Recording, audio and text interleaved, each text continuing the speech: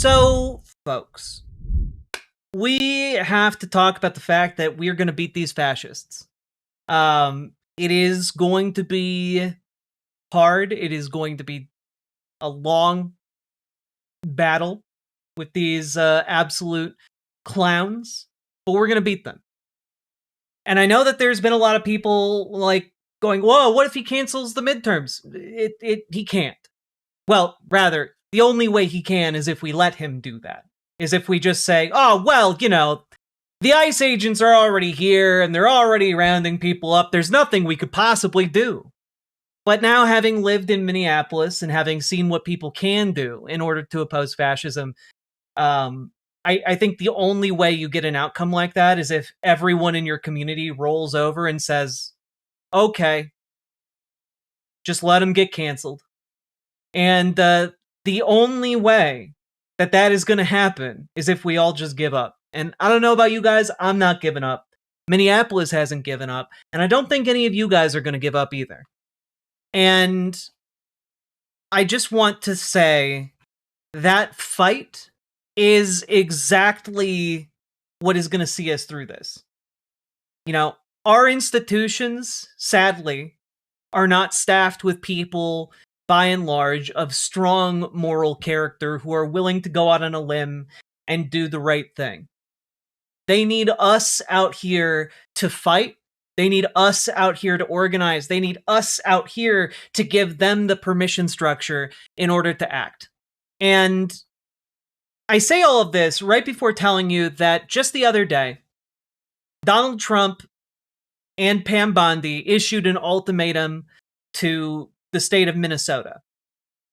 And Pam Bondi was nice enough to write that down in a letter sent to the governor of Minnesota, Tim Walz. And Donald Trump was nice enough to write it all down in a Truth Social post. And I'll read you guys the Truth Social post now. "That is why I am hereby calling on Governor Walz, Mayor Frey, and every Democrat governor and mayor in the United States of America to formally cooperate with the Trump administration to enforce our nation's laws rather than resist and stoke the flames of division, chaos, and violence. 1. Governor Walz and Mayor Frey should turn over all criminal illegal aliens that are currently incarcerated in their state prisons and jails to federal authorities, along with all illegal criminals with an active warrant or known criminal history for immediate deportation.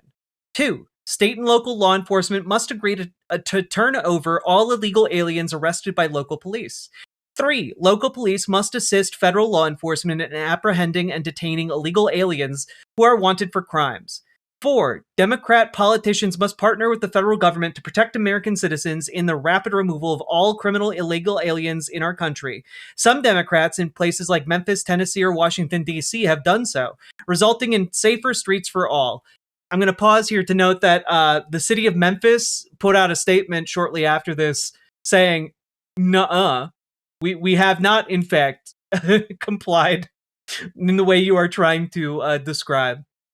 In addition, I'm hereby calling on the United States Congress to immediately pass legislation to end sanctuary cities, which is the root cause of all of these problems. American cities should be safe sanctuaries for law-abiding American citizens only, not illegal alien criminals who broke our nation's laws. All of these requests are rooted in common sense and will provide the best possible circumstances to make America great again.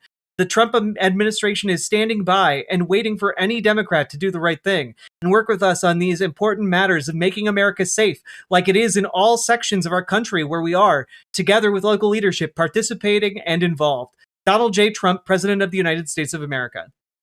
Now, it is worth noting that Pam Bondi's letter included one additional demand, which is that she said that she would remove all ICE operations and end Operation Metro Surge in Minnesota if the state of Minnesota turned over its voter rolls.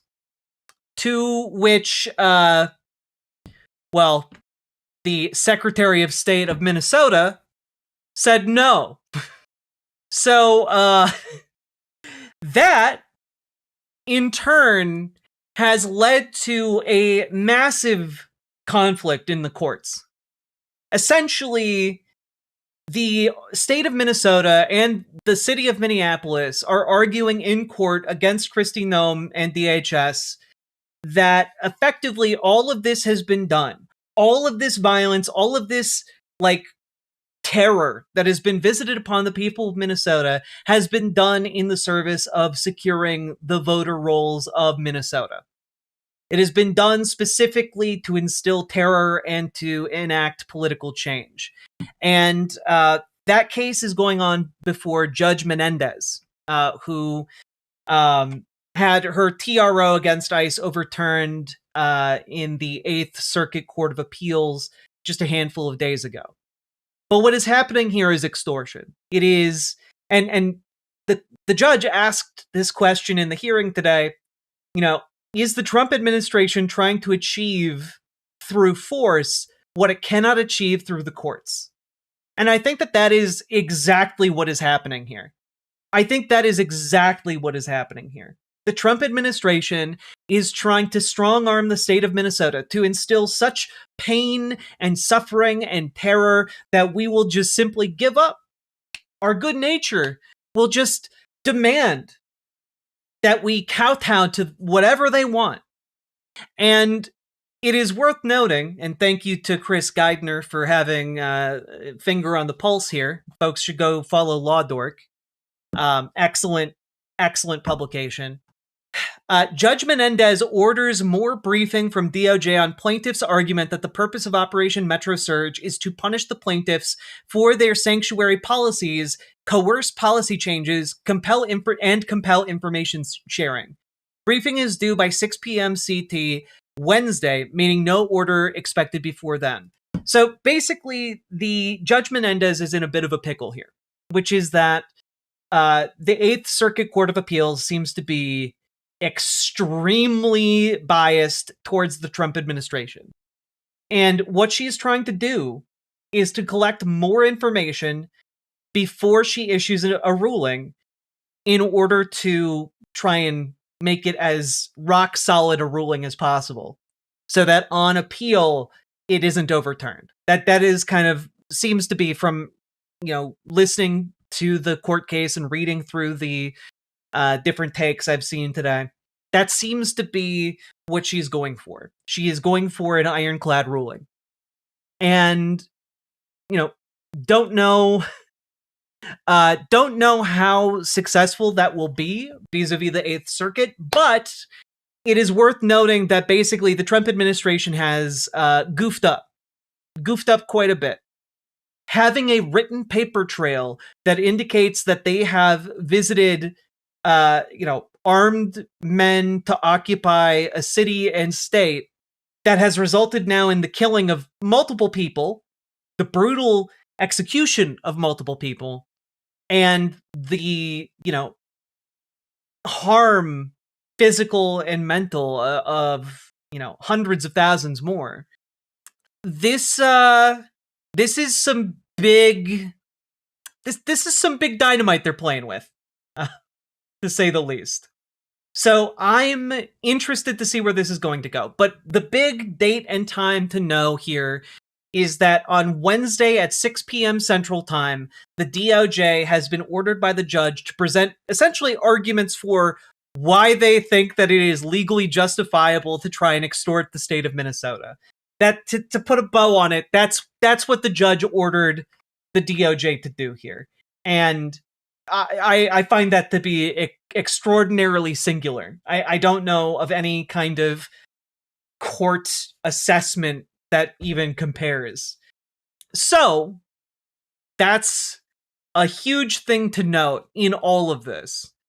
And in the meantime, the people of Minnesota hold strong, and the people of Minnesota will continue to turn out, and the people of Minnesota will continue to organize. In fact, here is a brass band that assembled to pay homage to Alex Preddy.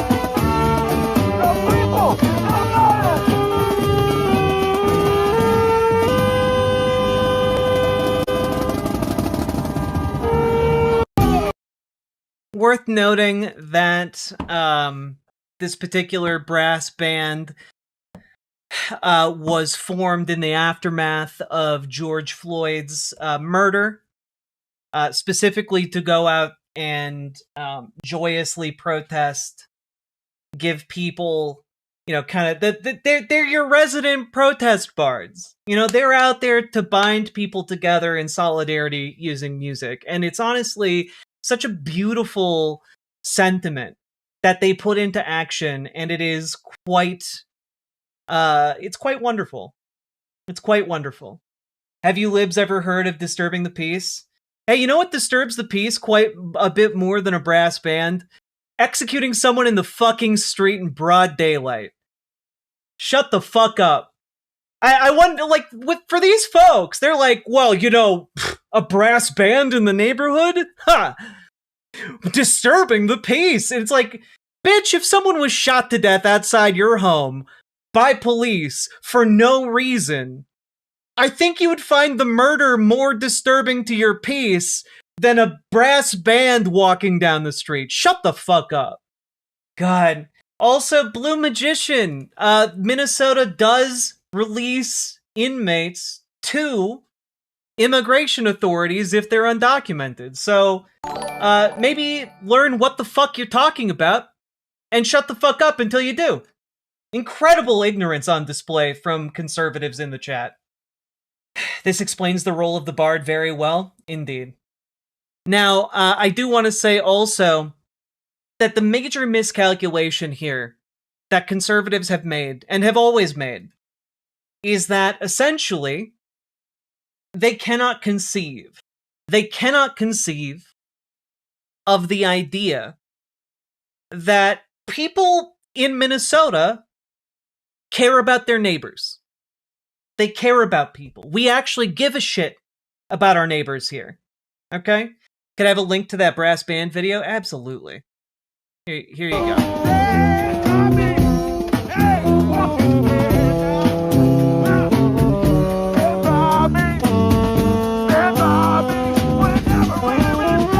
God, I love that song. Also, great follow for stuff happening on the ground. Taylor Dahlin, who grabbed this video.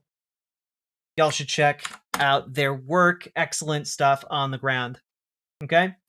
Now, conservatives have never been able to wrap their head around the idea of helping their neighbors. They've never been able to, figure out the basic tenets that Mr. Rogers imparted on children for 30 years. They haven't been able to figure it out. They haven't been able to internalize that golden rule of love your neighbor. It's crazy how many people professing the love of Christ in conservative circles cannot understand the idea of loving their neighbors. And as emblematic of this idea, this has been going around in some conservative circles. As a former special forces warrant officer with multiple rotations running counterinsurgency ops, both hunting insurgents and trying to separate them from sympathetic populations, I've seen organized resistance up close, from Anbar to Hellman. The pattern is familiar: spotters, cutouts, dead drops, or modern equivalents. disciplined comms, role specialization, and a willingness to absorb casualties while bleeding the stronger force slowly. What's unfolding in Minneapolis right now isn't protest. It's low-level insurgency infrastructure built by people who've clearly studied the playbook. It's like, no. No, what you're seeing here is people who give a damn about each other. Like, they can't wrap their head around the idea that the people on my block care about one another. They cannot wrap their head around the idea that people who feel safer going outside are going to grab food for people who don't feel safe enough unless they're inside. They can't wrap their head around it. To them, it's like, well, clearly this is a heavily organized insurgency operation. They're basically domestic terrorists who have holed up inside the tunnel system of Minnesota. They can't understand it. To such a degree that, like, their recent big MAGA op was getting someone inside of one of the Signal chats in order to talk about how, like, people are organizing to deliver food and to help each other, like, pay for expenses, and, like, they can't figure it out. They have someone in... Yes, we do have a rudimentary tunnel system in Minnesota, but that's, you know, for cold. They just can't understand. They just can't get it. And it's so riddled their entire belief system that the FBI is now investigating the Minnesota Signal chats because they think there might be domestic terrorist activity on there. And I guess, like, if you redefine domestic terrorists to mean people who give a shit about their neighbors, helping to deliver food and helping to, like, get people to medical appointments and helping to get like children who are going through, like, their first, like, menstrual period, a tampon or a pad, like, I guess, yeah, that is what's happening. Congrats. You're getting the vast criminal network that's making sure a 12-year-old going through her first period has a menstrual pad. Congrats. You really got them. You really spent hundreds of millions of taxpayer dollars so smartly there.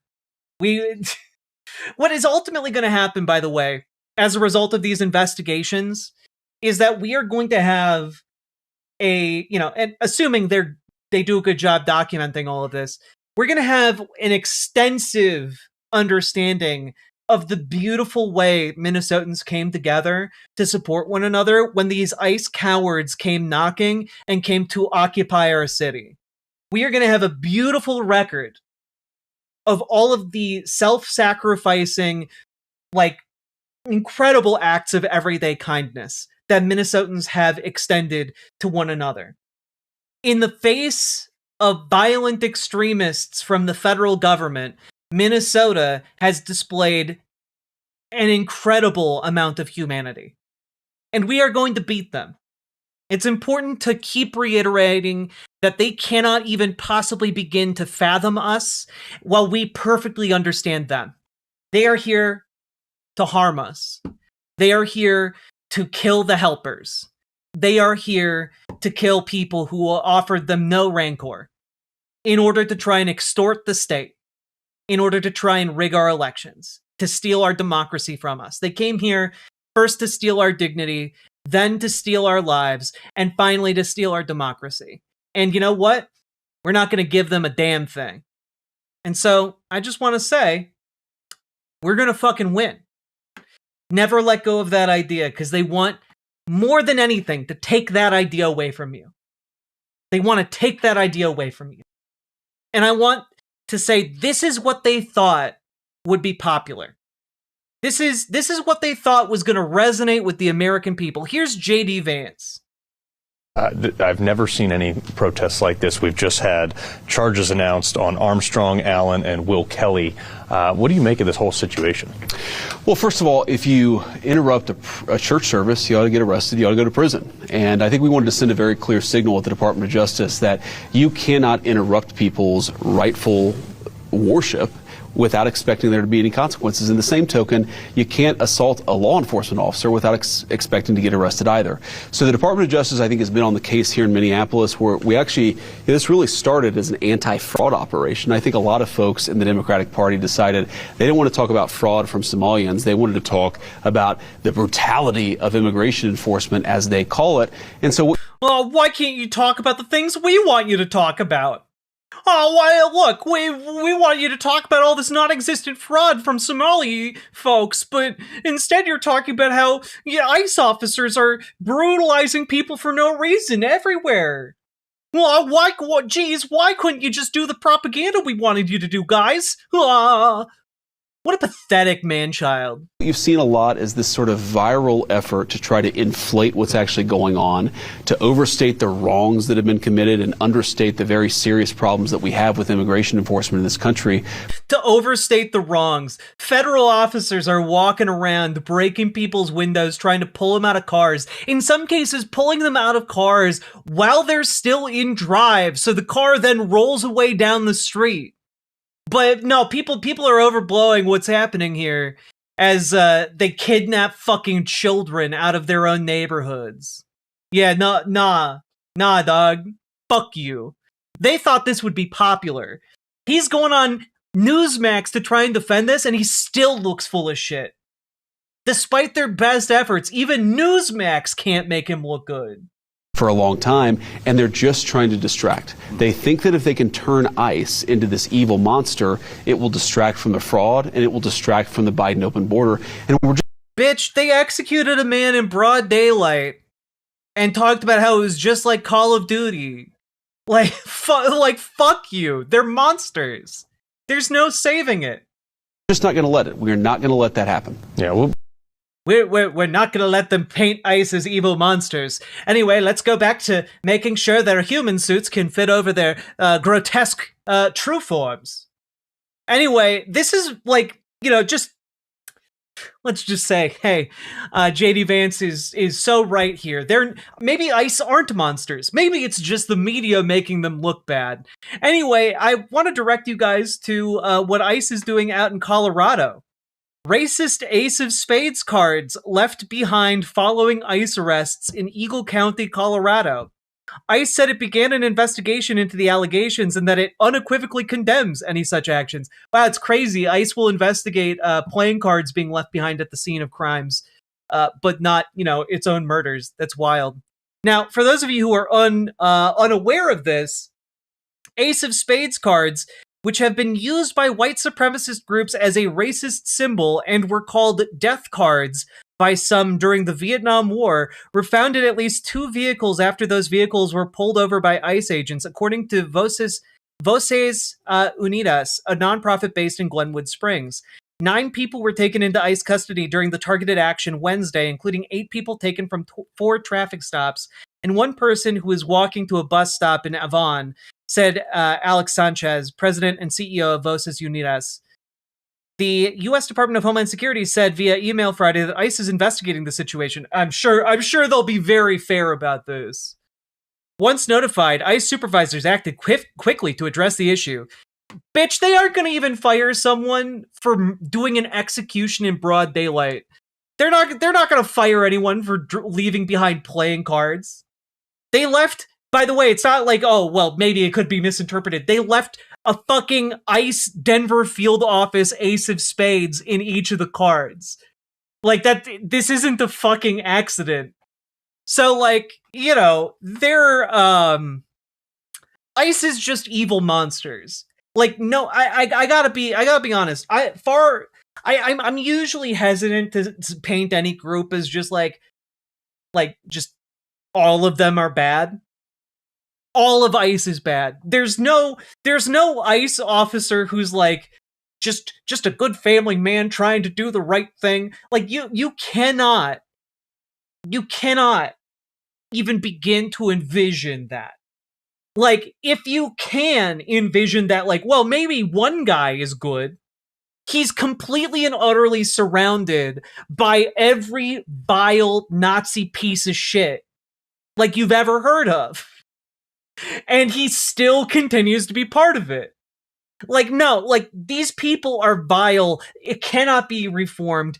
All of them should be put on trial. Like, I'm sorry. The basic assumption here should be that every fucking ICE agent is irredeemable, and they should be trying their hardest to hide any association they've ever had with ICE, because after this is all done, after this is all said and done, like, anyone even remotely affiliated with ICE is going to be, like, poison to whatever company they work at, poison to whatever friend group they work at. People are not going to be okay with this. It's like hiring a Sieg Heiling fucking Nazi. Just truly, truly awful.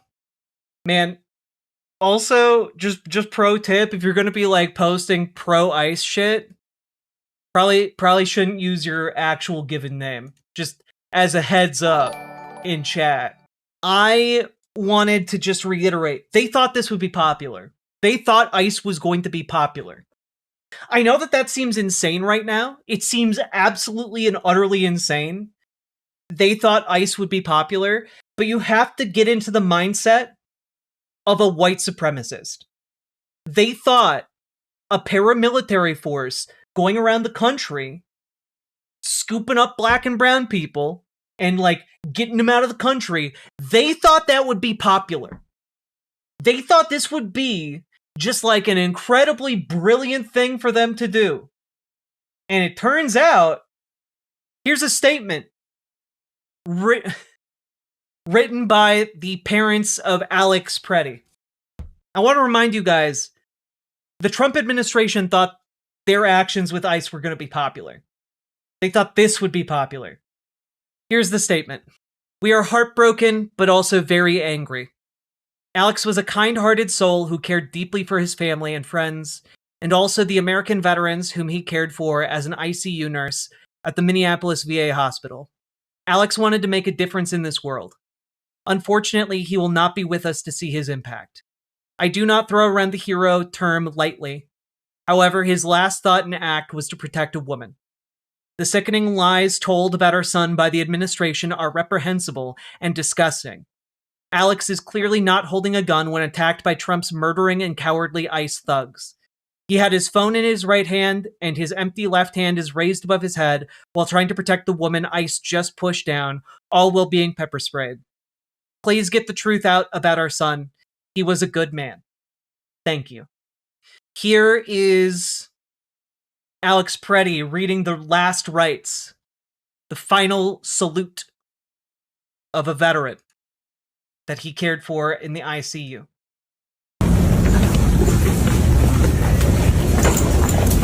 You guys go ahead and stand right over there.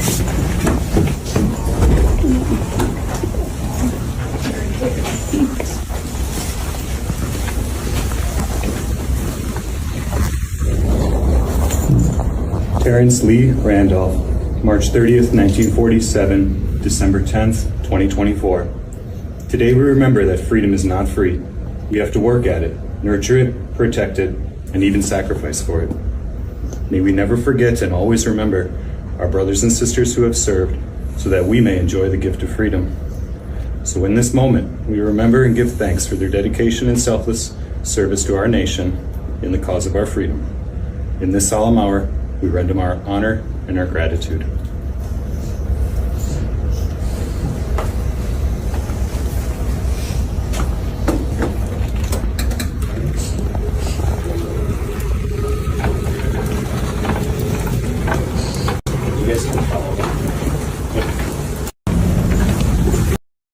That is the kind of man that ICE took from us.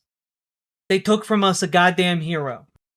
And we have the audacity of one absolute piece of trash in Twitch chat to say any company would love to have the work ethic of an ICE agent, round the clock working for medium pay 7 days a week with overtime. Any warehouse would take them.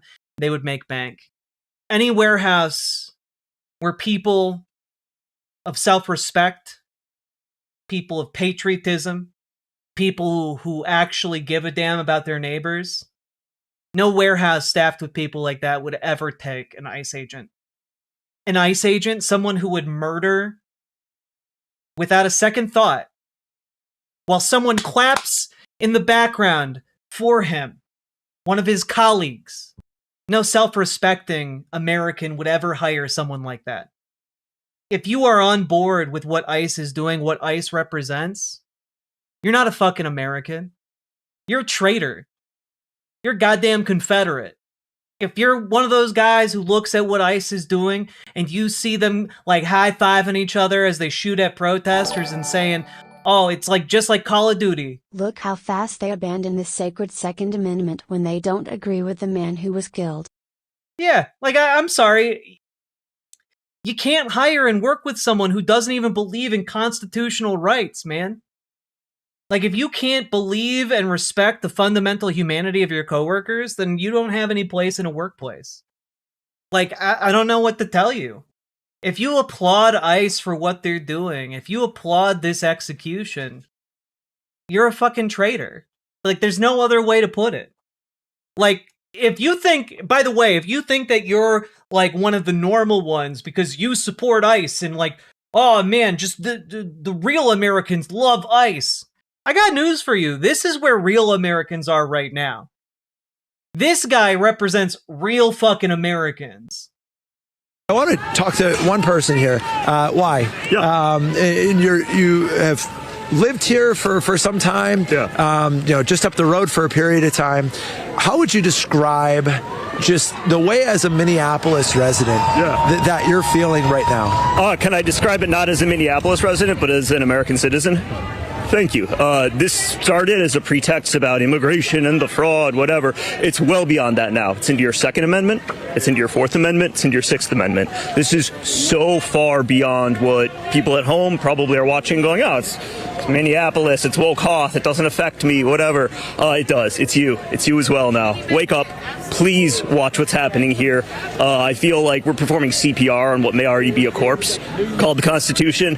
And yeah, there's plenty of people online laughing at us and going, haha, tryhards. But I think it's worth it, and I hope you do too.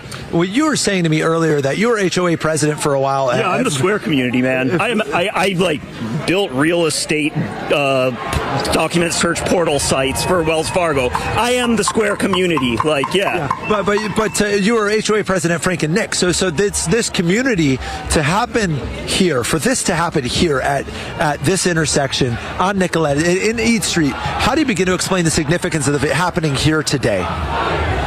I assume it's Kristi Noem's provocation. She saw how much this city hates her clowns, hates her scarecrows, and said, you know, we'll double down. We'll put the boot a little bit harder on the throat. How long will you stay out here?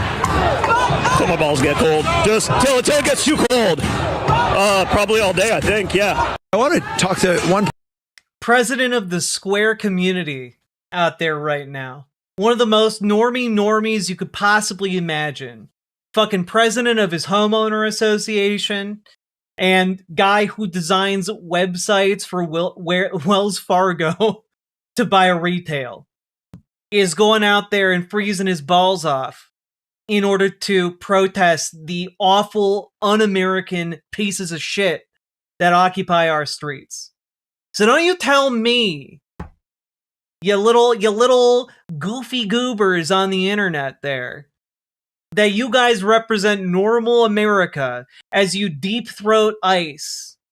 Like, I'm sorry, you don't. Only people who are absolute fucking freaks are out there carrying water for ICE right now. All right? If you're at all a normal person of normal conscience, a normal person who lives in this country and wants this country to do better, I'm sorry. You are not in favor of ICE. My respect for the man fell when he said he's a homeowner association president. The point of that is that even a guy who's a homeowner association president is showing the fuck up, right? Like, that's the point of this clip. The point of this clip is that he is a normie-ass normie who under normal circumstances wouldn't be out there. He is emblematic of the folks who under normal circumstances, even during like protest scenarios, would not be out on the streets. And he's showing up. Because that's where everyday average Americans are at right now. The normies who typically tune out of politics. And so like it's really a huge deal that folks like this are out there. Okay? And I'm not showing that clip because I think he's the coolest dude ever. I'm showing it because it's where normies are, right? And I just want to say, again, conservatives are the weakest people possibly imaginable. Here's Mike Cernovich. High IQ people don't respond well to shrill noises, from smoke alarms to those hearing loss causing machines that terrorists use against ICE. To be honest, those things should be considered a violent weapon. They damage hearing for life. Dudes, like, we've gotten to the point where, like, conservatives are trying to say whistles are weapons. We've gotten to the point where they're saying people going where they will on a public roadway is domestic terrorism. We've gotten to the point where people saying filming an ICE officer is equivalent to an attack on their lives. And, like, I'm sorry, if you're a conservative and you're still standing for these guys, you are like in favor of the softest motherfuckers possibly imaginable. I just, all true. Conversely, people who need to constantly drown in noise, protest, shrieking, loud talking, music blasting, modified mufflers, etc., are overwhelmingly low IQ, low impulse control, and low consideration for others. That's right, folks. If you listen to loud music, you are low IQ. These soft motherfuckers, goddamn baby men. It's genuinely crazy. They look again, but that's the thing. The mind of a fascist cannot comprehend how completely out of step they are with normal people. It's wild. Also, I just encourage you guys to watch this. Luckily, we do have an update that this man is okay, but, like, damn.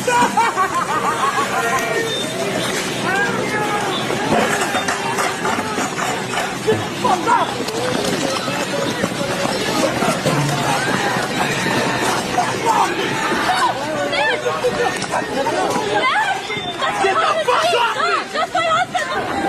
I have done nothing at all! My name is Matthew James! Allen! Oh, bother. Bitch that wake up with no Java. Bring that rain like a Mokada. About to run this whole blue like I'm Go Roger. Yeah, go check out his music, folks. Nerd Rocks, NURDROCKS. Excellent musician that they just attacked for genuinely no reason during the protests the other day. Luckily, he is safe with his wife at the moment. But, like, yeah, there's a lot going on here. Again, they thought this would be popular. They thought ICE agents beating, like, innocent musicians was going to be popular. Just today, folks, ICE agents spotted lurking outside of a daycare, the Bilingual Child Care and Education Center in Matamidi, Minnesota. You know, just got to terrorize some people out in Matamidi. You know, gotta terrorize some people outside of a bank in St. Louis Park. Federal agents pulled into the parking lot, saw some running. They left a few minutes later. Unable to tell if someone was detained or what happened, they had their weapons out in the bank parking lot.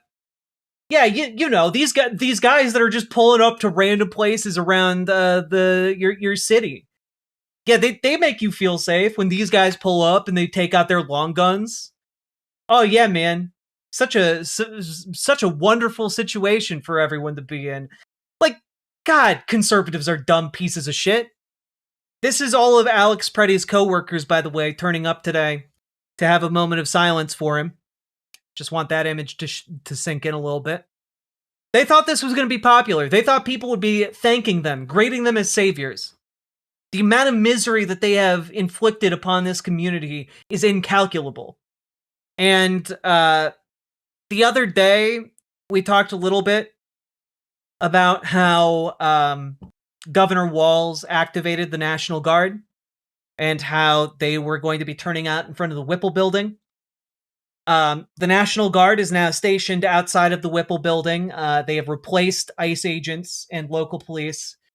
And I will say it seems to have been an upgrade for protesters, as far as I'm aware. National Guard showed up today, and or rather yesterday. And, what are you guys giving out? Hot chocolate. And you're with the Minnesota National Guard? Yeah, we are. Yes, we are. Why was this important for you guys to do today? It's a demonstration of safety and security. We're here to help. What are you guys giving out?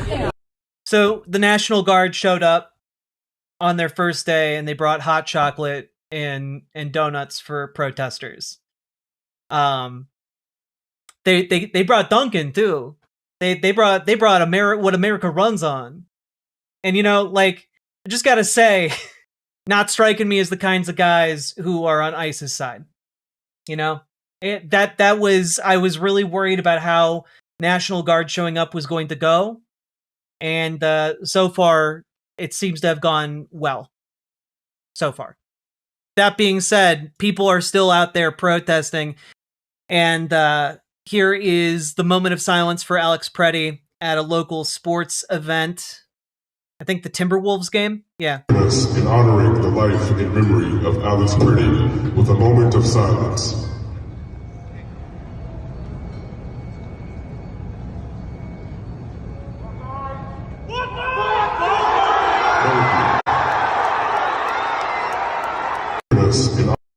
I don't know. Look, something tells me there's something very American about that particular moment, in a way that conservatives in this country don't fucking understand.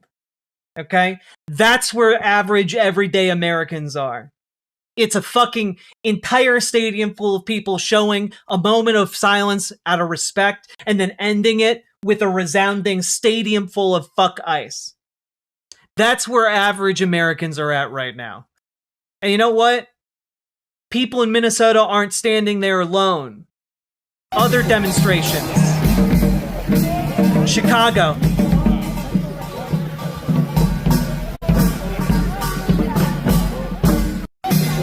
Many of these demonstrations that occurred around the country were only announced a day prior, and people turned up and turned out. Here's Utah turning out.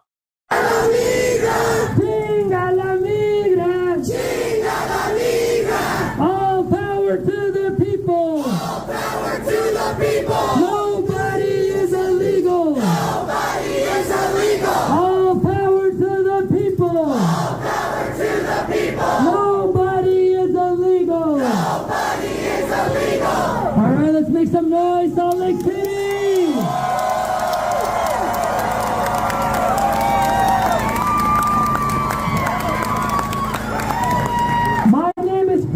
I'm a student organizer. Hell yeah. Good job, Chris. I mean, like, just everywhere, big and small, people are showing resistance to ICE. Here's LA. Someone put together a massive light display. Join ICE, boy, ain't it nice? Join ICE, take my advice. If you're lacking control and authority, come with me and hunt down minorities. Join ICE.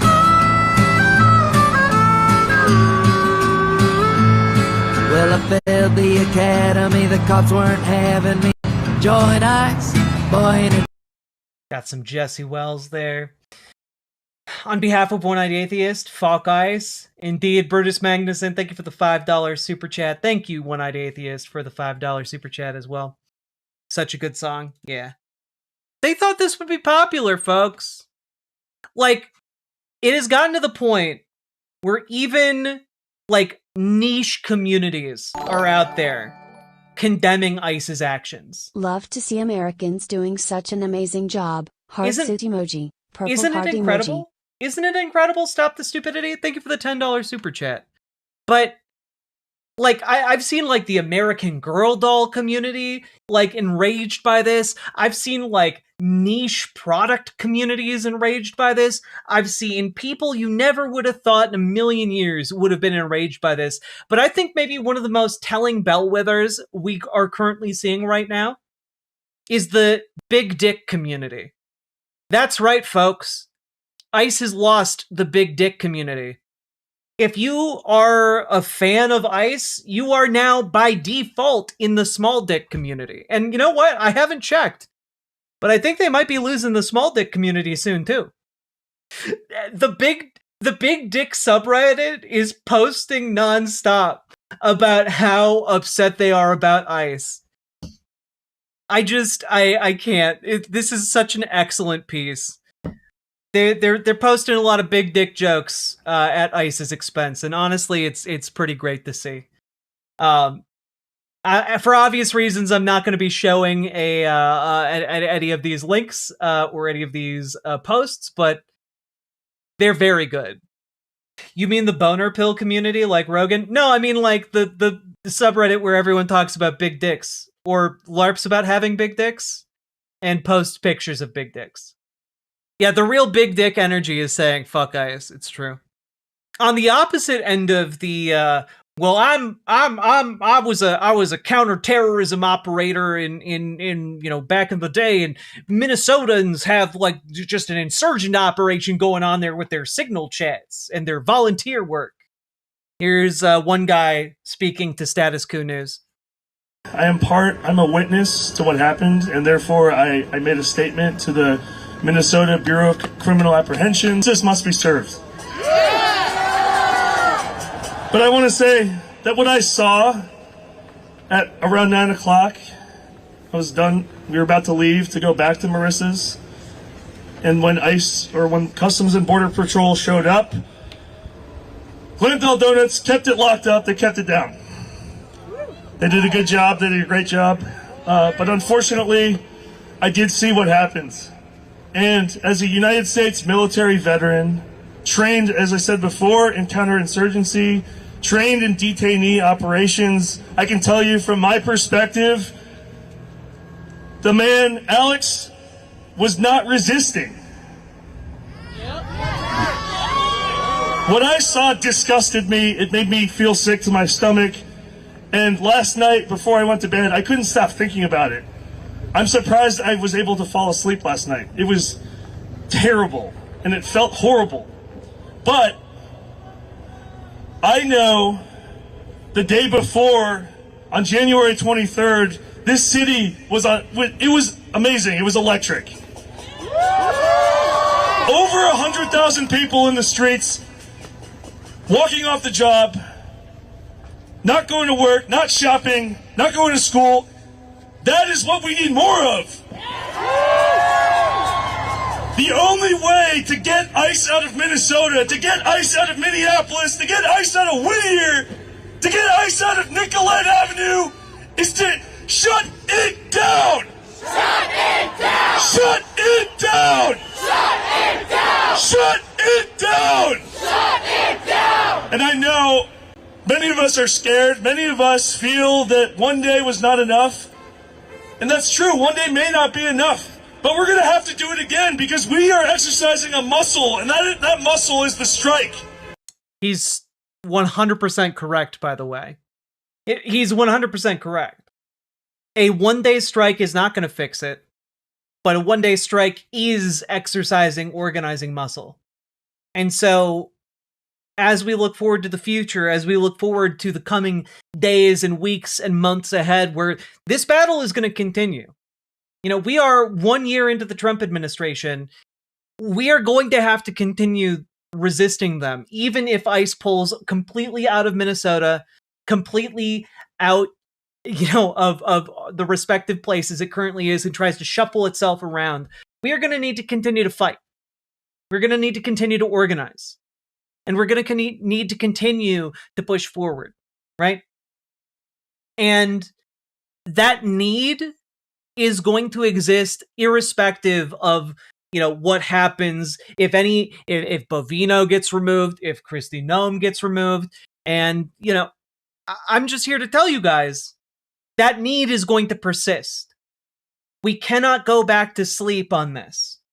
Now that we have all seen this problem, now that we have all seen this rot, this fascism at the heart of America that is eating us up inside, We are going to have to do more, and we're going to have to continue to get more and more organized. For folks outside of Minnesota, that might mean getting organized for the very first time in your community. So I'm asking you folks to get organized. Join your local Dems, join your local DSA, join a local organizing apparatus of some kind that is actually effective, that is actually going to get people out there helping folks. Because it's going to be really, really important in the days and weeks and months and years ahead. Not just for electoral purposes, not just to fight for the fact that we're going to have elections, but also to fight in the streets, to show up when ICE comes to snatch one of your neighbors, and to put a stop to it. We won one battle today. We're going to need to win a lot more battles. But I think right now, folks, I can say that we are winning, at least today. You know, like, we got People magazine over here posting articles like, Mayor asks how many more Americans need to die. Talking about how, you know, federal government's coming in and killing people. You know, that's going to go on every supermarket shelf in the country. You need to do things I can't say here on Twitch, then don't say them here on Twitch. If you think that more extreme action is needed, go to there. Go find someone more extreme. Like, I'm sorry. If you want me to say now's the time to take up arms, that's not what you're going to get here. I know. Well, then, if you know that, then please control yourself. Because, look, what I'm trying to point out here is that we're fucking winning. And, like, what is bizarre to me here is the idea that when we're fucking winning, that the idea some people gravitate to is that we need to, like, violently continue, like, we need to violently fight them. Like, that's not at all the case. We're beating them right now. The idea is we need to continue to beat them. That's the entire point. Minnesota has out-organized them, has defeated their ideas, has defeated their attempts to goad us into violence, has defeated their attempt to violently oppress us. And we need to continue to beat them. Okay, but we need to avoid a Nuremberg situation. Yeah, that's why you get more organized. I'm so fucking sick of this, guys. We do this every stream. We do this every show. If your concern is, well, people might not be held accountable, the entire point of organizing is, in part, to hold them accountable. If your idea is that, like, well, we need to avoid that, yes, of course. Of course we need to avoid only partial accountability. But we do that by organizing. Yes, I know what happened with Nuremberg, cynicism. I understand. Thank you. I understand that Nuremberg was not successful in prosecuting all the Nazis. I understand that. But the entire purpose of organizing harder is so that you can avoid that outcome. I support what you're saying. I'm just thinking, as someone outside the USA, what about the concentration camps?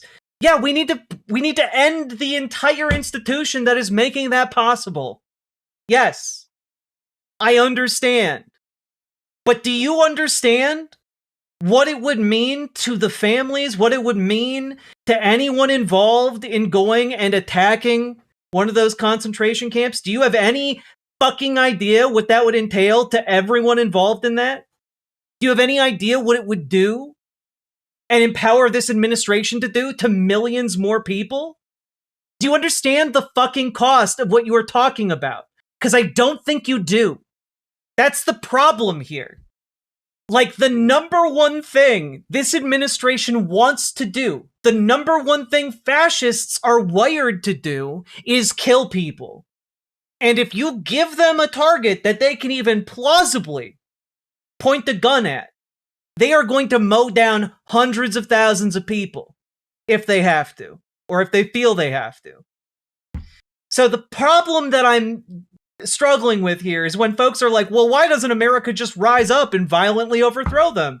It's because there's a monopoly of violence by the biggest violence holders on the planet, and you cannot out-violence them. That's the problem. And so when we talk about resistance and we talk about organizing, the number one thing, and the reason we talk about organizing, is because the number one thing we have that they don't, it's not guns, it's not bombs, it's not tanks, it's not any of that. It is people. It is people. We have more people. And our strength lies in organizing our people. And so I understand the frustration with that. I understand how it is slow to organize. And I understand that that is deeply frustrating. I thought that the Second Amendment was about overthrowing an authoritarian dictator. It is, but unfortunately, using that argument in a court of law is a non-starter. And also, using that argument to win a PR war is not going to be a starter when it comes to how that affects the forces of the administration. So the issue is, if you are truly interested in overthrowing, the commander-in-chief of, like, the strongest military on the planet, arguably, then you have to out-organize him. He is pathetically weak when it comes to public opinion. He is pathetically weak when it comes to being able to organize actual human beings. We are incredibly strong in both capacities. And so we need to leverage where we are strong in order to bring about change. And so the reason organizing works in general is that it gets public opinion on your side. It gets public opinion on your side. As soon as you resort to violent tactics, public opinion tanks on you. Number one. Number two, organizing denies them pretext. It denies them good optics. It denies them a whole host of things that they need to do in order to coerce consent from the people that they govern. That's why it's important to leverage our organizing apparatus. Number one, because organizing us, as you have seen in Minnesota, keeps us safe. It helps protect people that the administration wants to target. And that's really kind of like a priority number one when it comes to, surviving this time. But it also builds up possibilities for electoral moves, obviously. But that's not even it. It also builds up capacity for us to make bigger moves in the future if the administration says, fuck it all, we're pressing the button to try and do civil war. So you organize now to build the framework and groundwork for what you would need should the administration escalate in the future. Because that's also the thing that frustrates me, is that a lot of people act like, or like to posture as if, like, well, this is like a video game where you get to respawn. You get to have another crack at it. If you're gonna play to beat a fascist administration, you gotta play to fucking win. And this idea that, like, well, maybe you could try to have a drone do something, or maybe if you had a bunch of guys with handguns, like, no, that's all LARPy bullshit. That is LARPy bullshit. Maybe that would work in a different country. Here it's LARPy bullshit. Civil war, get the fuck out of here, man. Look, you have armed federal agents executing people outside your house, and you get back to me, okay, bud? And so the entire situation here that we're trying to talk about is, how do we fight this to win? Like, again, you're rolling an awful lot of dice when you're talking about violent actions against this particular administration. And frankly, I think the costs to such an action, even if successful, would potentially outweigh any benefits. So, yeah, not a huge fan of violent protest. I apologize. I'm just frustrated because I see the American government threatening to invade and kill my friends. I'm also frustrated by that. Understand that we are on the same team, you and I. But it is not going to make this particular government less prone to violence for people to take up arms against it. It will, in fact, send it into overdrive, because that's the one thing that this administration wants to do more than anything else. Do it peacefully. Do not bring a firearm. Nah, we have a Second Amendment right in this country to bring a firearm almost wherever the fuck we want. Having a firearm does not mean you are a violent protester. Shut the fuck up. I don't know. Does a law enforcement officer having a gun mean that they are a violent threat to the community? I don't know. I don't know if we play this game, you get the outcome you want. Oh, I can't give a duck. Okay. Yes. I don't think you guys fucking understand. I gotta say, I love you guys who are outside of America right now. I don't think you guys get the stakes of what's happening here. No, I mean that the police are always violent criminals. Yeah, but you are not understanding my point, I guess. I don't know, guys. I watch a video like this and I think, hey, we're fucking winning.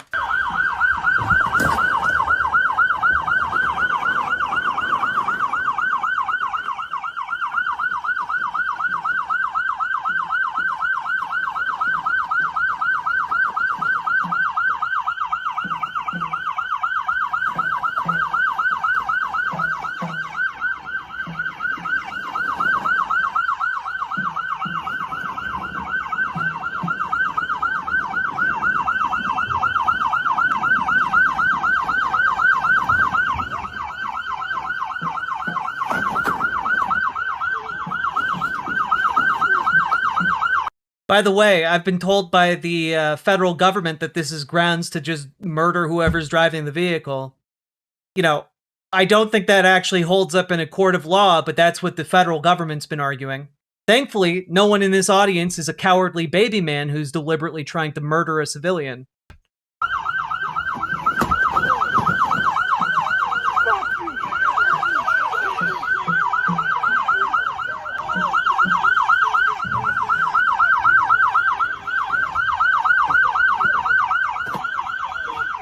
They did bump him, but yeah. They didn't even fucking bump him. Like, I watched the angle on Renee Good's murder so many times. They didn't even fucking bump him. He had his arm out and bumped the argument really here is he put his arm out and bumped their car. And was standing outside the range of movement of the car deliberately because he wanted to shoot her in the face. Which he then did. And then shot her multiple times through the open window of the side window because he wanted to murder her. If anything, their argument would be way more applicable here as like these people taking up arms against this armored vehicle. But thankfully, we in Minnesota know not to try and murder people. It's pretty cool here, actually. Feds haven't gotten that message, though.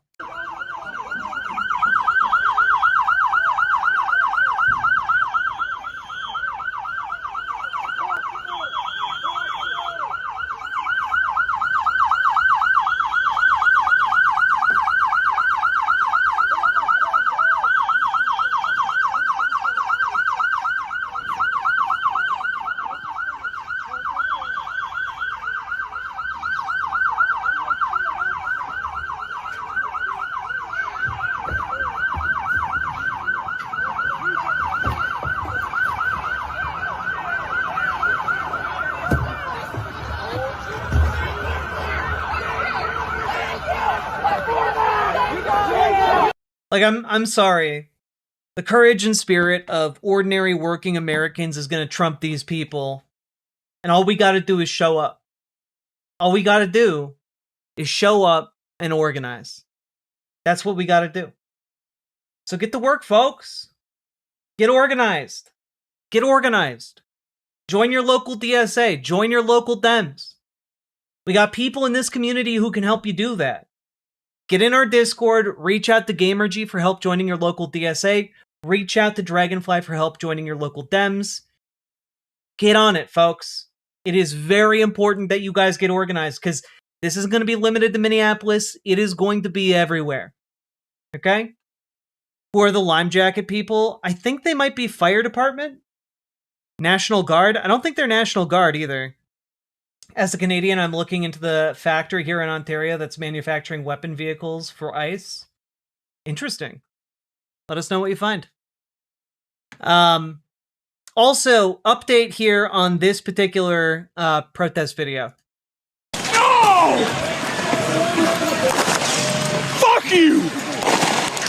Stop! Look out! down! Just chill. Okay. I'm fine. I didn't breathe anything. I'm just angry. I'm 7 years old. Fucking angry. Oh, fuck off.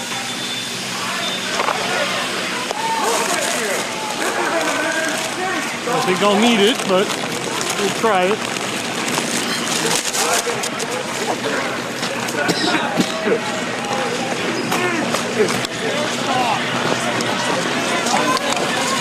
Wow.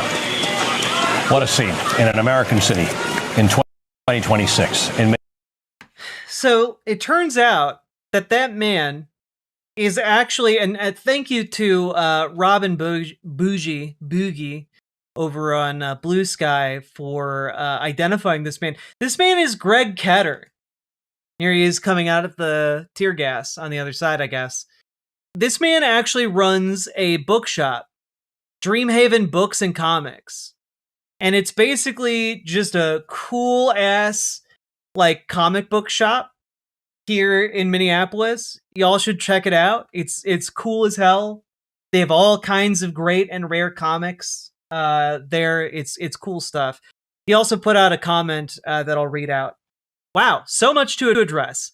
First things first, fuck ICE. They murdered Alex Preddy on Saturday in cold blood. I won't accept any other explanation. The young man is dead because of Donald Trump, Kristi Noem, and the rest of that ghoulish group. Because of this, I was angry enough to go to the site of Alex's murder to pay respects and witness for myself the ICE thugs who support these actions. I got there about an hour after the murder and went right up to the intersection that ICE had taped off and stood guard. There were perhaps 50 to 100 of them and several hundred observers/protesters milling around. Some were right up front, yelling and swearing. I became one of them. No one made a move towards the agents, but suddenly several canisters of tear gas were thrown into the crowd. A number of agents broke the tape and ran after people along the side street to my left for no reason I could see. I stood where I was as more tear gas and flash bombs, they were loud, were thrown at us. There was shouting, probably pepper balls. Shooting, probably pepper balls. Most people had backed off, but a few had gas masks and stayed near the line. I had no gas mask and don't know what made me stay, but I did.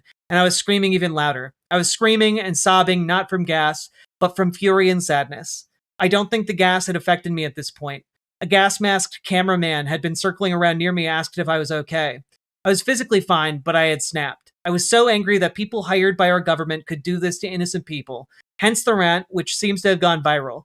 People have been so kind, from the concerned people there at the scene offering me help to the many, many thousands who have watched the video and offered their support.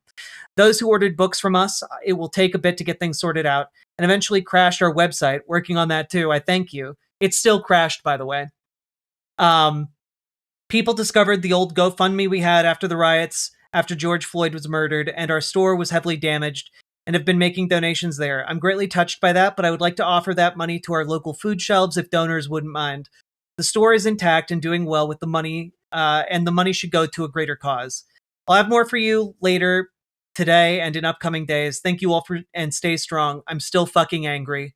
Greg's a great dude. Dreamhaven Books, by the way, has been there for decades. Like it's an institution. Absolute legend. It also they also have a publishing arm. So just an interesting little fact for y'all. Have you been there? I haven't been there, but I know a lot of people who have been there. It's like a well-known institution. And frankly, I'll be going to check it out after this madness comes to an end. And we are winning in a lot of different venues, a lot of different avenues. We are winning. And I think people have yet to really reckon with the scale of our winning. Here is Cardinal Joseph Tobin, the number one guy that the Pope has in the United States. How will you say no? How will you say no to violence? Because as the great teacher Martin Luther King said, hate cannot drive out hate. Only love can do that. How will you say no? in this week when an appropriations bill is going to be considered in Congress? Will you contact your your congressional representatives, the senators and representative from your district? We ask them for the love of God and the love of human beings, which can't be separated. Vote against renewing funding for such a lawless organization. How will you scrawl your answer on the wall? How will you help restore a culture of life in the midst of death? Thank you. God bless you. Just, you know, the Pope's right-hand man calling on Congress to stop funding ICE. Just as an FYI. And, you know, y'all should be calling your reps too. Leave them messages. If their inbox is full, if their voicemail is full, leave them an email. If you want to do a little bit more, consider faxing them for free. You can use, of course, faxzero.com to fax your representatives and your senators. The bill right now being considered is in front of the Senate, so that's where we're going to have to put our pressure on as things continue to escalate. But folks, I want to point you all to this interview, which was literally done earlier today on CNN. Is the agent or agents, is it your understanding that more than one agent fired a weapon at Alex Preddy? Again, that's going to be part of the investigation. I'm not going to speculate on how many shots or who shot or that type of thing because I don't know. Are the agents who were involved still on the job? Yes, they're these Border Patrol agents are going to more than likely be on administrative duty, but they will remain Border Patrol agents. Yes. What does that mean? So they'll be off the streets for a bit? Not in Minneapolis, they will, but only in Minneapolis. Here, they'll be at a different location. Okay. And before I let you go, I just want to button up one point that you were. So this man has been doing a series of disastrous press conferences and interviews, and basically in all of them, he is looking like a goddamn chump. And it turns out that our president, for as soup-brained as he is, still cares about one thing, and that is how one of his ghouls looks on television. And it turns out that Greg Bovino has not been making a great impression, and the president is not too happy with him anymore. Which, well, The Atlantic reported on this earlier today. Greg Bovino loses his job. The Border Patrol chief has been ousted from his role as commander-at-large. This man is, no longer the commander-at-large of ICE. Just so you know, that doesn't happen without some extreme displeasure. Wait, that's good news. I know! It's very good news. Okay? It is not, in fact, bad news. It is good news. But also, it's not nearly sufficient. Yeah, he's become commander-at-small, indeed. So, he's going to be sent back to El Centro, California, and he will be, he's expected to retire soon, which to me heavily indicates that he is going to be pressured into retiring sooner rather than later. So that's interesting to say the least.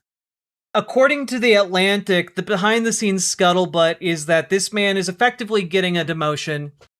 Trump officials kind of spun the whole commander-at-large title out of nowhere and gave it to him, and he's been, like, puffing out his chest and doing his best Nazi cosplays as a result. But, the scuttlebutt is that Kristi Noem and her boyfriend, Corey Lewandowski, are also on the chopping block at the moment. So the entire point here is for us to get as many wins as we can. And right now, the administration is particularly weak. What we need to be doing, and what I want all of you to do, is to call your elected representatives, call your elected senators, fax them, email them, and encourage them to impeach and remove Kristi Noem. Because, again, according to this Atlantic piece, a lot of conservatives in the Trump administration have their knives out for Kristi Noem right now. And it would be extremely good for us to get them out. Okay? The public pressure is there. The ability for us to pressure is there. We just need to use it. Folks, go use it. Here's Ruben Gallego. What about impeaching Kristi Noem? Well, I mean, that's a House decision. If that comes to us in the Senate, I'll gladly be able to try it. I think it's ridiculous that someone like Kristi Noem just went out right away and basically called, this poor, victim a terrorist, a violent terrorist. That right there is impeachable. The fact that she didn't wait to see what the video that was coming out automatically said that this man was brandishing a weapon, which we now know is not true. She lied about a citizen to justify his murder, and that is not leadership. The president should ask for her resignation, but if not, I do think the House should impeach. We've seen a lot. He's right. I don't like Ruben Gallego, but he's right. Like, what we need to do right now is not take a break. It's not, lollygag. It's not, take our time. What we need right now is a full-on blitz. We need just an all-out blitz on the Trump administration in order to try and curtail their worst abuses. We won a battle today. We need to keep winning those battles. All right? So, folks, I'm encouraging you, call your elected representatives to get them to impeach Kristi Noem. Get out there and get to work, folks. Do your calls. You can use 5calls.org. Like, I cannot stress enough. We got them on the ropes. We got them on the ropes, and, this was funny. I saw this today. CNN reports multiple DHS officials are furious over how Kristi Noem handled the Alex Preddy shooting. After watching the video, officials say her public claims don't match what Americans can see with their own eyes. One DHS official to CNN, the department needs a law enforcement leader, not a sicko fan. The cracks are forming from inside the machine. I do want to say it is very funny that they did not know the word sycophant. But, that's fine. That's fine. But we have a unique opportunity here. And folks, people are still turning up. There have been noise protests outside of several hotels and motels that are hiding ICE agents, that are, housing ICE agents, rather.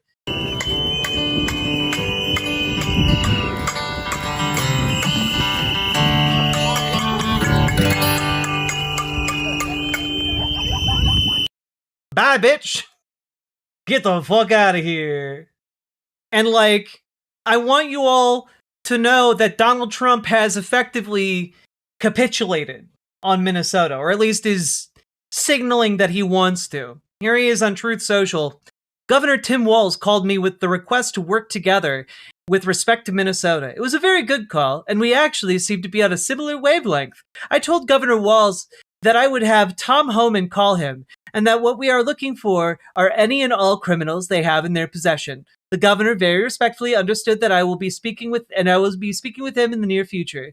He was happy that Tom Homan was going to Minnesota, and so am I. We have so much tremendous success in Washington, D.C., Memphis, Tennessee, and New Orleans, Louisiana, virtually every other place we have touched.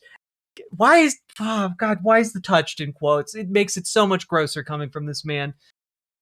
And even in Minnesota, crime is way down, but both Governor Walz and I want to make it better. President Donald J. Trump.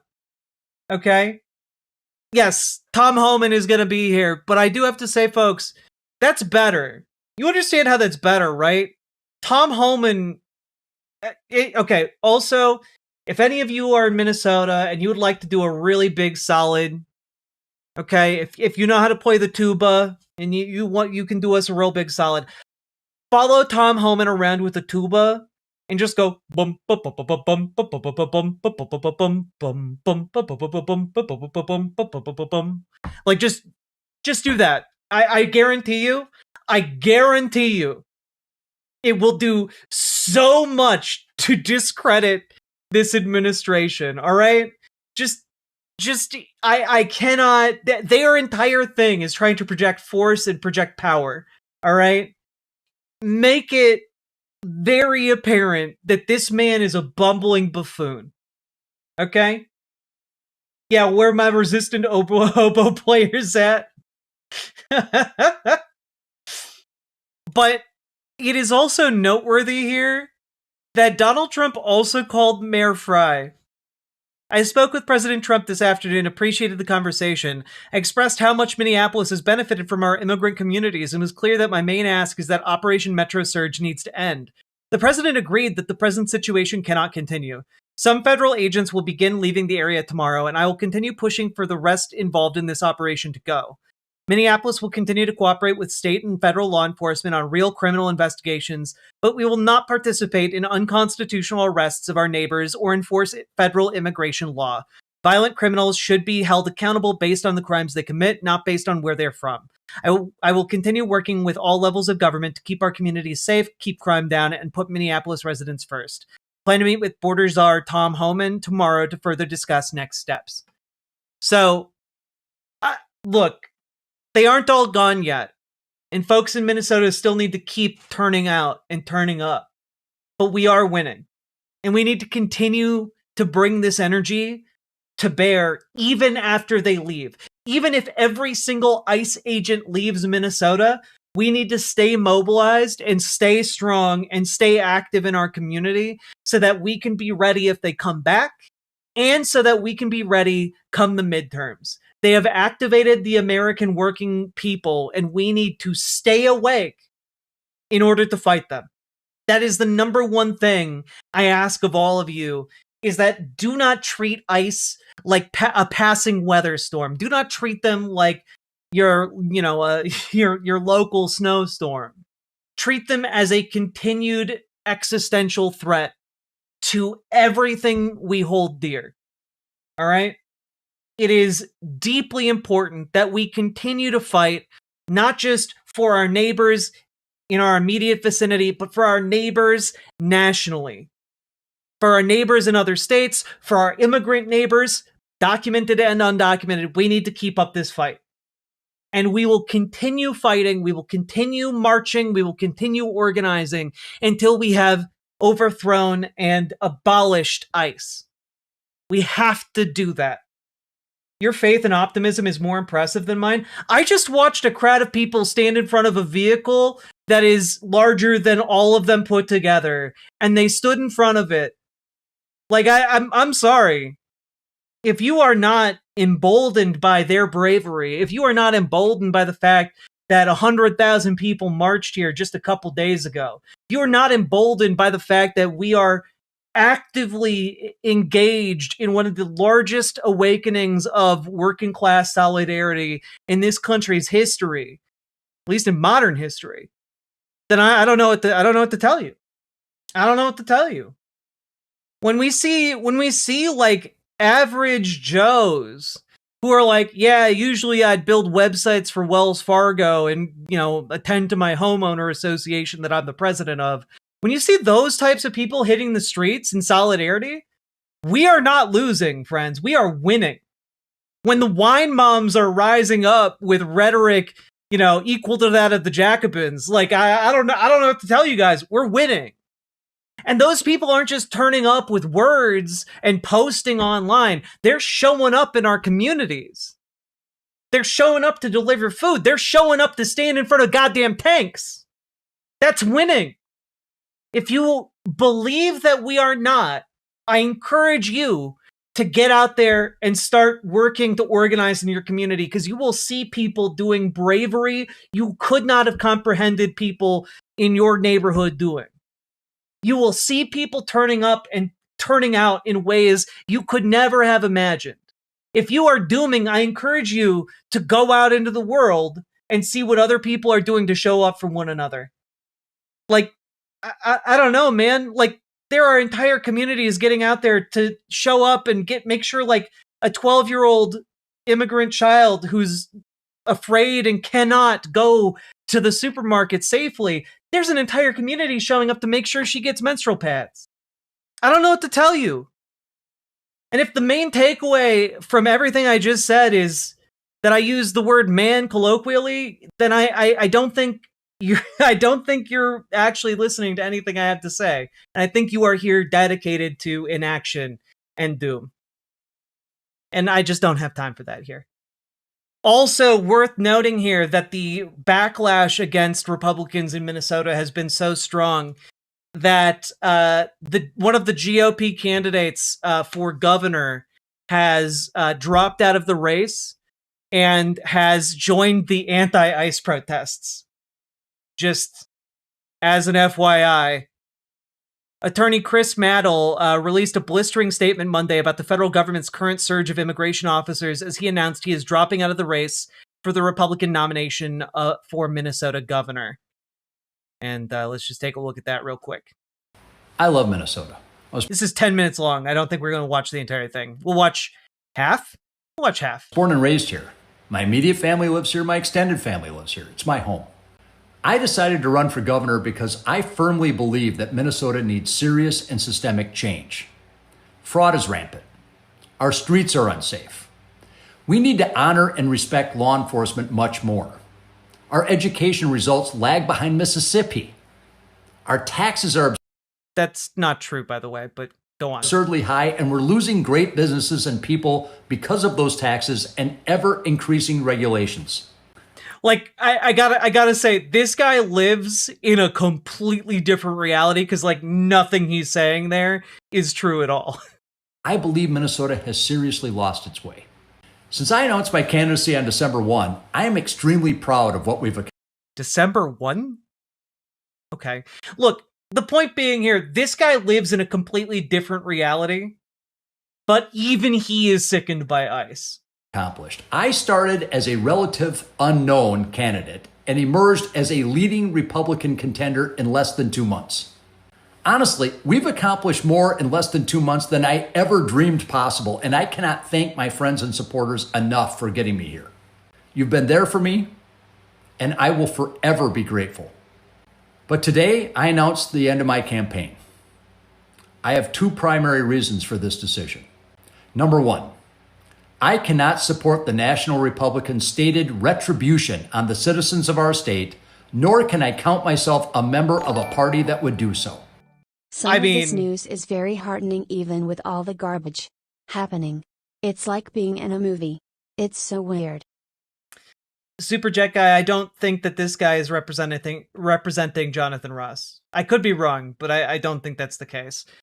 The fact that this man is literally saying, I can't even be part of the Republican Party right now while still existing in that alternate reality on so many of these other issues is really telling of where your average conservative is these days.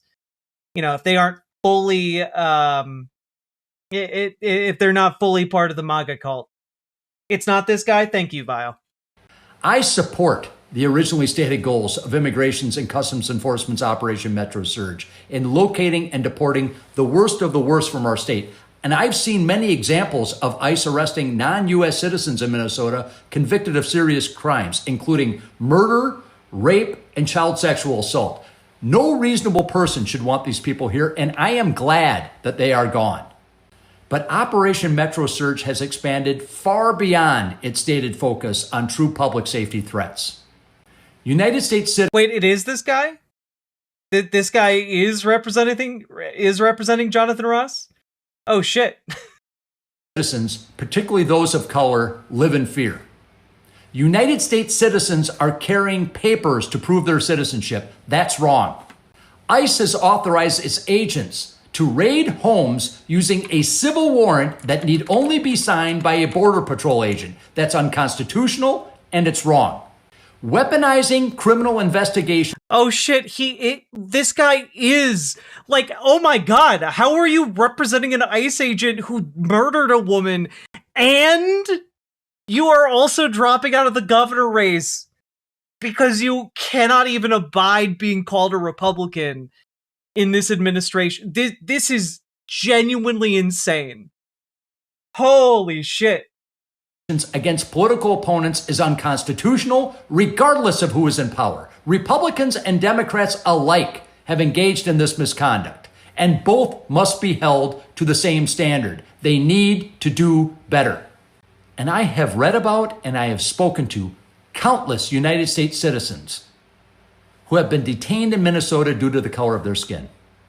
I personally have spoken to several law enforcement officers, some Hispanic. This is pure oily sleaze. I mean, it is, but it's also very good that he's dropping out of the race. You know, I think we've seen enough.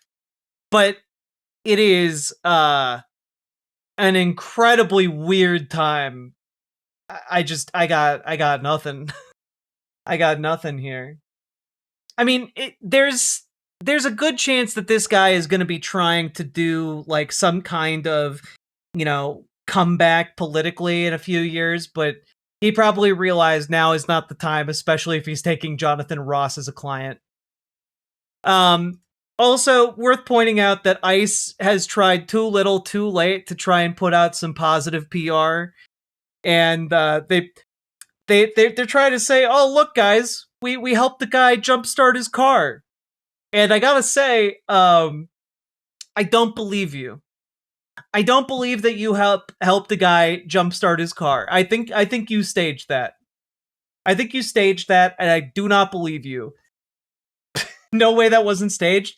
Like, someone mentioned Andrew Cuomo. Didn't Andrew Cuomo literally do this? Yeah, like, chances are it was just another ICE agent.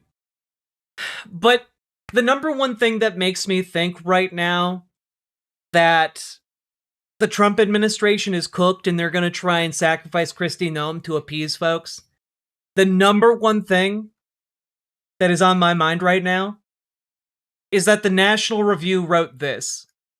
Now, I don't know how many of you guys know National Review, but it's basically the most one of the most conservative, mainstream conservative outlets out there. It's like the intellectual backbone of the conservative media ecosystem. And I gotta tell you guys, and that's me giving it a lot of credit, right? I don't think Kristi Noem's gonna be around for too much longer, guys. I don't think she's gonna be around for too much longer. At a minimum, the DHS secretary should immediately become the least visible member of the administration. Helped someone get his car unstuck, but it turned out to be a 1993 white Ford Bronco. Okay, Sake. That was really fucking good. Thank you for the 5 tier 1 subs. God, that was a good one.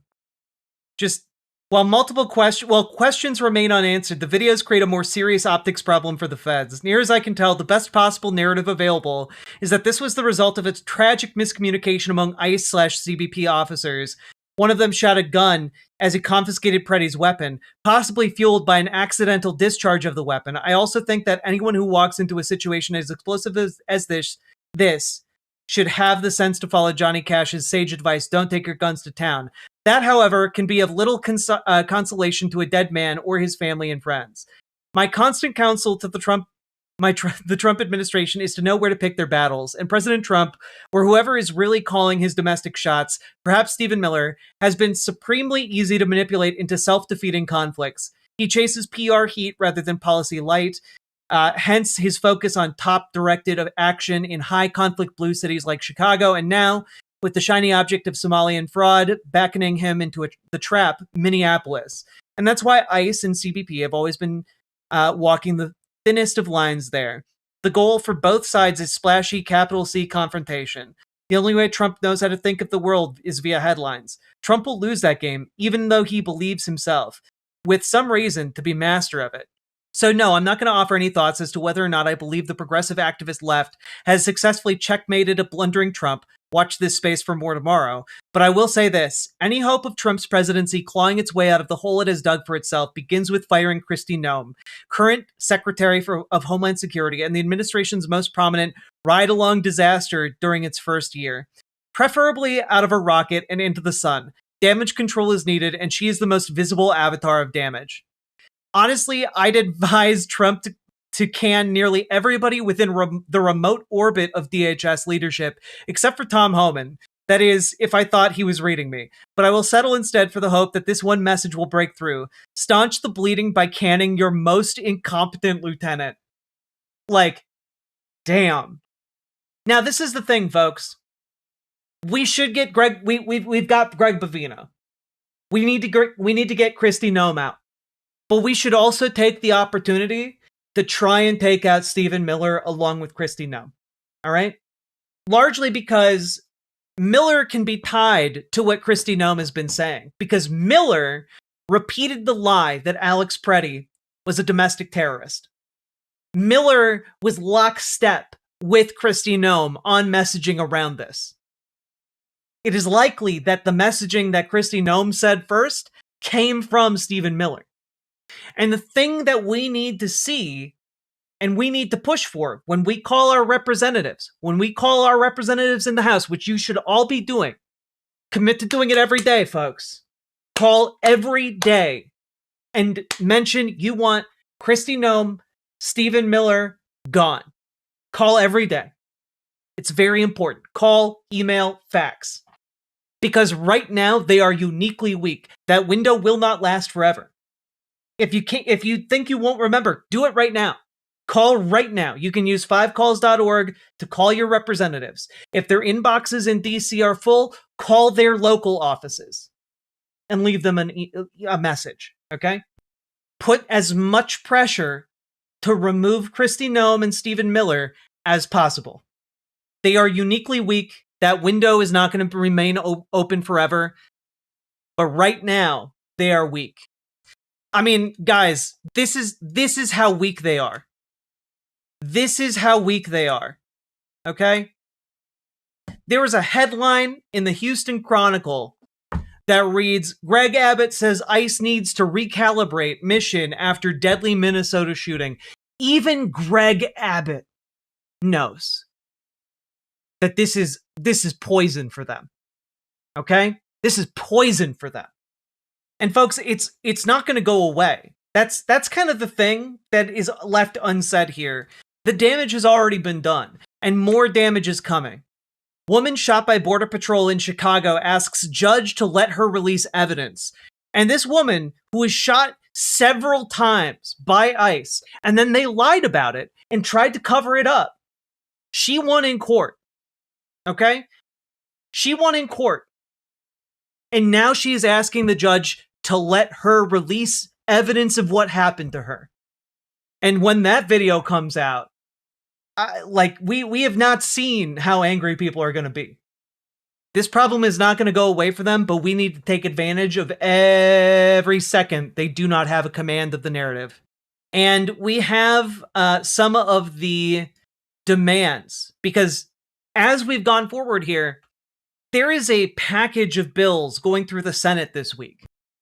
And if by the end of this week they have not put those bills through, the government risks going into shutdown. One of those bill packages is related to funding for DHS.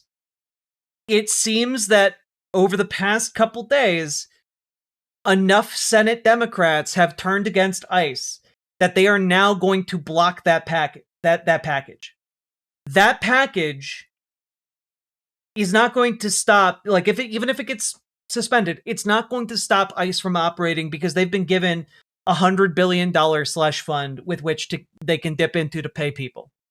So that's not going to stop people. But what it is going to do is provide an opportunity for Democrats to add, guardrails to ICE in the immediate sense.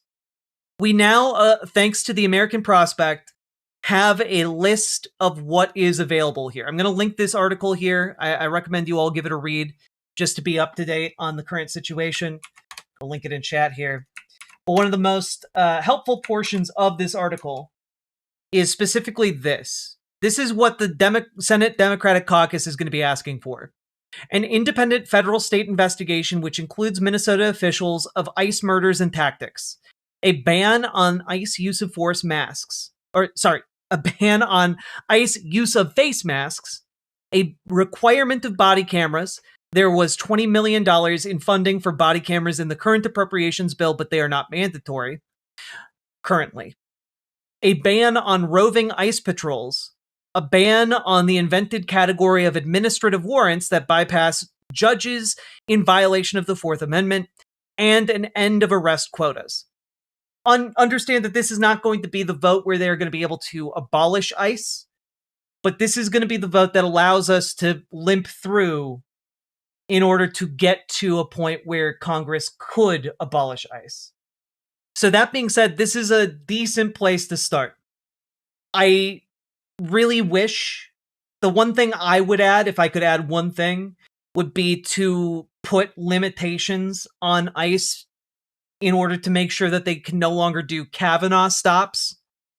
I think that would be really necessary. I think they should have the same level of, reasonable cause that cops have to use, compared to, like, what is the phrase? It's like cops have like reasonable cause, whereas ICE only needs reasonable suspicion. And that distinction is what Brett Kavanaugh in the Supreme Court said was totally fine for an immigration officer to have, which is basically their reasonable suspicion is just if you're black and look like you don't belong, they can stop you, which is stupid as fuck. So, probable cause. Thank you. Sorry, my mind's a little bit frazzled. It's the frazzling day. Yes, we need to probably. I would say we need to take what ICE does from reasonable suspicion to probable cause, largely because I believe probable cause cannot be reliant on just you look like you're not from around here based on your skin color or your accent, so we can stop you. That's not actually reasonable. That's not actually probable cause. Yeah. Or you look gay. Yeah, exactly. But as it is, the current list of things seems relatively good. I'm not terribly upset by that. It would be objectively a good thing if Congress was able to get these things passed into law. So that's where we're at right now. So folks, I'm once again asking you guys, make your calls to your representatives, make your calls to your senators. Call, if their voicemail is full in DC, call their regional office.